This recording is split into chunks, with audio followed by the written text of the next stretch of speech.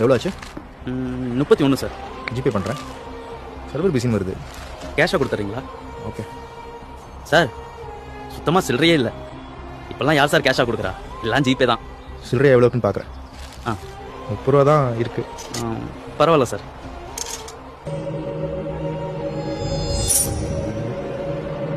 பேர் என்னப்பா? செந்தில் சார். சரி செந்தில், டக்குன்னு சொல்லு. ஒரு 5 வருஷத்தில் உன்னை எங்கே வச்சு பார்க்கணும்னு ஆசைப்பட்றேன்?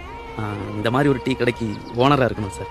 ஆனால் இங்கேயே வேலை செஞ்சேன்னு வச்சுக்கோ, உன்னால் கடைசி வரைக்கும் வேலைக்காரனா மட்டும்தான் இருக்க முடியும். ஓனர்லாம் ஆக முடியாது. உன் டீயில் எந்த குறையும் இல்லை, அது சூப்பராக இருக்குது. நீ வேலை செய்கிற இடம் தான் தப்பு. இது நேஷனல் ஹைவே. இங்கே பெருசாக ரிப்பீட் கஸ்டமர்ஸ் வரமாட்டாங்க. எப்பயாவது வருஷத்துக்கு ஒரு தடவை 2 தடவை தான் இந்த இடத்தையே கிராஸ் பண்ணுவாங்க. நீ அவங்களுக்கு எவ்வளோ சூப்பராக டீ போட்டாலும் மிஞ்சி மிஞ்சி போனால் டீ நல்லா இருந்துச்சுங்கிற வார்த்தை மட்டும் தான் கிடைக்கும். அப்போது வேறு என்னென்ன பண்ணுறது? பக்கத்தில் இருக்கிற டவுனுக்கு போ.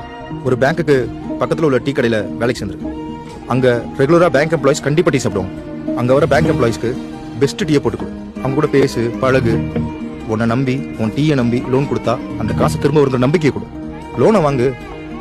நல்ல இடத்துல கடையை செட் பண்ணி ஜாலியாக சம்பாரி.